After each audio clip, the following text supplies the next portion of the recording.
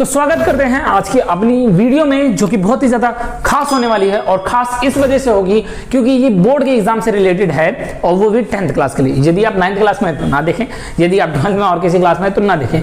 Simple और सीधी बात, सिर्फ और सिर्फ 10th क्लास के लिए वीडियो है, ठीक है। और वो इसलिए है क्योंकि आप सभी ने नोटिस तो देख ही लिया होगा जो कि सीबीएसई से आया था। और नोटिस क्या था कि जो आपका बोर्ड का एग्जाम होने वाला है वो अप्रैल के एंड में होगा। दैट मीन्स 26 अप्रैल से होगा। तो आप लोगों को दिखा होगा 26 अप्रैल से भी सभी 2-2.5 महीने है कि करीबन 2.5 महीने लगभग है। बहुत ही ज्यादा टाइम है, बहुत ही ज्यादा टाइम है। लेकिन ये टाइम कैसे ऐसे चुटकियों में बीत जाएगा आपको मालूम नहीं चलेगा, ठीक है।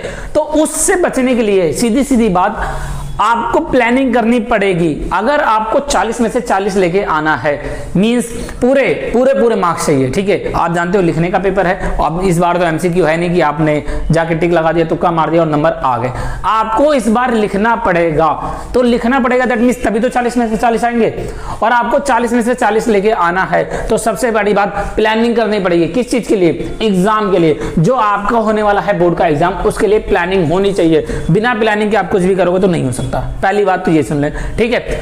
अब अगर आप प्लानिंग कर रहे हैं तो उसको आपको टाइम टेबल के हिसाब से, ठीक है। टाइम टेबल तो किसी से फॉलो नहीं होता, लेकिन जिस तरीके का आज मैं लेके आया हूं उससे आपका, यदि आपने कुछ भी नहीं पढ़ा है आज तक तो आपके लिए भी है, ठीक है। और अगर आपने पढ़ रखा है, आपको रिवीजन ही सिर्फ चाहिए, ठीक है, तो उसके लिए भी है। और जो वीडियो एंड तक दिखेगा उसके लिए मैं कुछ लेके आया हूं, ठीक है। वो मैं लास्ट में ही बताऊंगा, वो उसके लिए सरप्राइज है, तो बने रहें। पहले देखिए आपका ये चीज क्या है, ठीक है। ये पूरा प्लान है। अगर मैं आपके वीडियो में बनाते चलता तो बहुत ही टाइम लग जाता, इसलिए मैंने पहले से ही बोर्ड पे लिख दिया। अब बस मैं आपको समझाऊंगा कि किस तरीके से आपको करना है तो आपके पूरे मार्क्स आएंगे। देखो, अच्छा तो लगता है कि अगर 40 में से 40 नंबर आ जाए तो बहुत ही मजा आएगा, बहुत ही अच्छा लगेगा। लेकिन वो आएंगे कैसे, ठीक है। वही आज है, क्या है? रिवीजन का बाप। मीन्स समझ गए होंगे कि ऐसा रिवीजन जो आपने अभी तक देखा नहीं होगा। आपके पास अगर टोटल गिने तो 70 डेज से ज्यादा डेज हैं। मीन्स हम अप्रोक्स मान लेते हैं 70 डेज। वैसे तो अगर आप 15 तारीख से इस रिवीजन को स्टार्ट करोगे तो आपके पास 70 दिन है, ठीक है। आज तो 10 ही तारीख है, आप 2-4 दिन अभी खेल को सकते हो। लेकिन जिस तरीके का रिवीजन है उस तरीके से कर लिया तो मैं गारंटी दे रहा हूं कि जब आप पेपर में जाओगे देखने, पेपर आपके सामने आएगा बोर्ड का क्वेश्चन शीट, तो आपको लगेगा कि ये क्वेश्चन मैंने पहले से कर रखा है, ये क्वेश्चन मैंने पहले से कर रखा है, ये क्वेश्चन मुझे आता है, ये चीज मैंने वहां पढ़ी थी। तो वो ये चीज तब आएगी जब आपने इस तरीके से रिवीजन किया हो। सबसे पहले आपको तो मालूम होना चाहिए कि कौन-कौन से चैप्टर्स आ रहे हैं आपके। ये मैथ्स के चैप्टर्स हैं जो आपके सेकंड टर्म में आ रहे हैं, और ये साइंस के चैप्टर्स हैं जो आपके सेकंड टर्म में आ रहे हैं। तो ये जो पूरा है टाइम टेबल, ये जो है पूरा तरीका, ये मैथ और साइंस के लिए ही है। बाकी सब्जेक्ट के लिए मैं अलग से बता दूंगा। और हाँ, जिन बच्चों ने सिलेबस कर लिया है कवर, पहले से ही कर लिया कवर, उनके लिए मैंने डिस्क्रिप्शन बॉक्स में एक लिंक डाला, उस लिंक पे जाएं। एक अच्छी सी वीडियो मिलेगी जिसमें आपका जो सैंपल पेपर है उसको सॉल्व कराया है मैंने कि किस तरीके से क्वेश्चन को अटेम्प्ट करना है आपको, किस तरीके से सॉल्यूशन करना है। ये सब बात की बात है। आते हैं अपने मेन टॉपिक पे। सबसे पहले आपके पास कितने दिन है? 70 दिन है, यदि आप 15 तारीख से स्टार्ट करते हैं, ठीक है। तो आपके पास जो चीजें हार्ड हैं पहले उसको कवर करेंगे। देखिए, सबसे पहले 15 से 16, इन सभी केसेस में अगर आप देखोगे तो आपको 2-2 दिन मिलेगा, ठीक है। 2-2 दिन मिलेगा टोटल आपको करने के लिए। तो 2 दिन है। सबसे पहले आपको फिजिक्स उठानी है। फिजिक्स मींस आपकी साइंस 3 चीजों में बट रखी है, फिजिक्स, केमिस्ट्री और बायोलॉजी। सबसे पहले आपको फिजिक्स उठानी है, मेन फिजिक्स पे फोकस करना है। तो 2-2 दिन दे रखा है। पहले 2 दिन आपको फिजिक्स करना है, चैप्टर नंबर 12, जिसका नाम क्या है? इलेक्ट्रिसिटी। इसका मतलब आपको ये नहीं कि 2 दिन तक सिर्फ किताब पढ़ते रहना, किताब पढ़ते रहना, नहीं। आपको सबसे पहले दिन मतलब 15 तारीख वाले दिन, 15 तारीख को आपको चैप्टर नंबर 12 पढ़ना है, पूरा एनसीईआरटी से पढ़ना है, ठीक है। वो मॉर्निंग में पढ़ना है, सीधी बात, मॉर्निंग में पढ़ना है जो चैप्टर नंबर 12 है। उसके बाद इवनिंग में आप क्या करो, दोपहर में थोड़ा सा खेल कूद लेना ताकि मूड फिर से फ्रेश हो जाए। और शाम के टाइम जो आपकी सपोर्ट मटेरियल होगी उसको पढ़ना है, ठीक है। समझ गए मेरी बात? उसके बाद अगले दिन मॉर्निंग में मतलब 16 तारीख को ये सभी सब्जेक्ट के लिए रहेगा, सभी चैप्टर्स के लिए रहेगा, सिर्फ चैप्टर 13 के लिए नहीं, सबके लिए रहेगा। आपके पास सभी के पास सपोर्ट मटेरियल है, नहीं है तो डाउनलोड कर लेना, उसका भी लिंक मैंने डिस्क्रिप्शन बॉक्स में दे रखा है। तो ये 15 तारीख का पता चला। अब जो 16 तारीख आएगा उसके सुबह जो आपके सपोर्ट मटेरियल में पीछे क्वेश्चंस दिए रहेंगे और जो एनसीईआरटी में क्वेश्चंस दिए हैं उनके आंसर के साथ आपको पढ़ने हैं, मींस रिवाइज करना है आंसर के साथ, ठीक है। उसके बाद जो इवनिंग का समय बचा, इवनिंग के समय पे आपको मोस्ट इंपॉर्टेंट क्वेश्चंस करने हैं, जो कि मैं आपको बताऊंगा कि क्या है वो क्वेश्चंस। मैं आपको रोजाना हर 2 दिन में एक वीडियो आपको प्रोवाइड करता रहूंगा। उस वीडियो में उस चैप्टर से जो मोस्ट इंपॉर्टेंट क्वेश्चन है, जो पेपर में आएंगे ही आएंगे, उससे रिलेटेड वो क्वेश्चन रहेंगे, तो आपको वो करना है, ठीक है। तो वीडियो रोजाना देखने के लिए पहले तो चैनल को सब्सक्राइब कर लो अगर आप नए आए हो तो, और अगर आप पहले से सब्सक्राइब कर रखे हो तो ये तो बहुत अच्छी बात है। अब दूसरी चीज, ऐसे ही फिजिक्स, पहले आपने फिजिक्स का चैप्टर नंबर 12 करना है, फिर फिजिक्स का चैप्टर नंबर 13, ठीक है। ये तो आप पूरा स्क्रीनशॉट ले लेना। अभी चैप्टर नंबर 13 इसके बाद करना, सेम तरीका करने का, ठीक है। आपका फिजिक्स हो गया, पहले फिजिक्स कवर करना, उसके बाद फिर बीच में एक मैथ करना है। ऐसा नहीं कि पहले साइंस कवर करते चला, नहीं।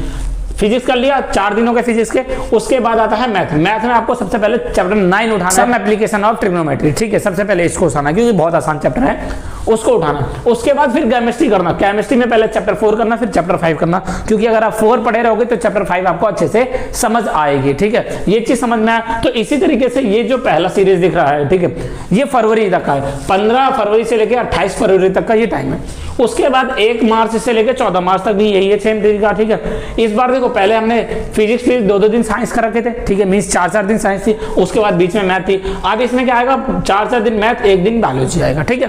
तो इस तरीके से ये आपका हो गया पूरा सिलेबस खत्म, यहां तक खत्म, एक चैप्टर का सिलेबस खत्म हो गया। उसके बाद में क्या करना है, देखो यहां तक खत्म, फिर दोबारा से फिजिक्स उठाना, ठीक है, दोबारा से अगेन फिजिक्स उठाना। पहले रिवीजन जरूरी है, ठीक है। क्वेश्चंस तो आप कर रहे हो, सपोर्ट मटेरियल के सारे कर लिया और एनसीईआरटी के सारे कर लिया। उसके बाद जो आपने पढ़ा, तो पढ़ते समय नोट्स बनाते चलना। अगर नोट्स नहीं है तो मुझे बोल सकते हो आप, और या तो आप मुझे, मैंने डिस्क्रिप्शन बॉक्स में मैंने आपको लिंक दे रखा है इंस्टाग्राम का, आप वहां से मुझे इंस्टाग्राम पे मैसेज कर दीजिए, मैं वहां पे आपको नोट्स प्रोवाइड कर दूंगा, हैंड रिटन नोट्स प्रोवाइड कर दूंगा, ठीक है। उसकी कोई चिंता नहीं है। उसके बाद फिर फिजिक्स करनी है, लेकिन पिछली बार आपने एक चैप्टर किया था, इस बार दोनों चैप्टर करने हैं। पूरा फिजिक्स 2 दिन में खत्म करना है, ठीक है। उसके बाद फिर ऐसे मैथ करना है, फिर केमिस्ट्री करना है, फिर मैथ करना है, फिर बायोलॉजी। इससे आपका होगा, एक बार साइंस होगा, एक बार मैथ होगा, एक बार साइंस होगा, मैथ होगा।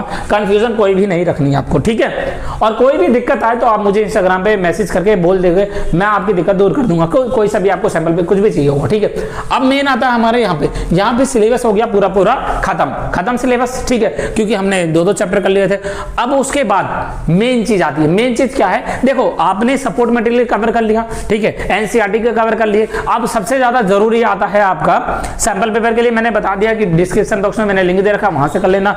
उसके बाद प्रीवियस ईयर उठानी है आपको, प्रीवियस ईयर उठानी है आपको 2011 से लेकर, ठीक है। 2011 से भी उठा सकते हो, या तो आप चाहो तो और ज्यादा पुराना ले सकते हो प्रीवियस ईयर, क्योंकि सबसे ज्यादा इंपॉर्टेंट होता है प्रीवियस ईयर। और अगर वो भी नहीं मिला आपको प्रीवियस ईयर का क्वेश्चन, तब भी आप मुझसे कांटेक्ट कर सकते हो, मैं दे दूंगा आपको। इसमें 2-2 दिन मैंने लिख रखा है प्रीवियस ईयर के लिए, 2011, 12, 13, 14, 15, 16, 17, पूरा 20, 21 तक, ठीक है। 21 तक दे रखा है, 22 में आप देखो। तो ये चीज अभी कहां तक है, 21 तारीख तक। ये क्या है, ये अप्रैल का महीना है, ठीक है। तो अप्रैल में ये चीजें करनी है आपको, सैंपल पेपर लगानी है। तो इसमें भी 2-2 दिन दे रखा है। पहले दिन आपको सैंपल पेपर लगाना है, ठीक है।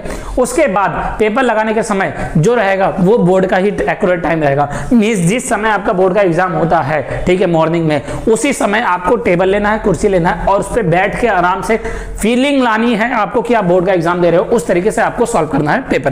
पहले पेपर सॉल्व कर लिया, उसके बाद जितने इसके आंसर शीट थे उसको डाउनलोड करें, ठीक है। आंसर शीट से अपने पेपर को मैच करें जो आपने आंसर लिखा है, और जहां जहां मिस्टेक थी उसको कवर करें सही से, कि जैसे लिखना था। देखो आंसर शीट अगर आप डाउनलोड करोगे बोर्ड का, तो उसमें दिखाया होगा तरीका कि लिखना कैसे। तो पहले आपको खुद करना है पेपर, उस समय तक 3 घंटे 2 घंटे तक, ठीक है। और उसके बाद फिर आपको चेक करना है। तो आपने ये सारे प्रीवियस ईयर लगा लिए।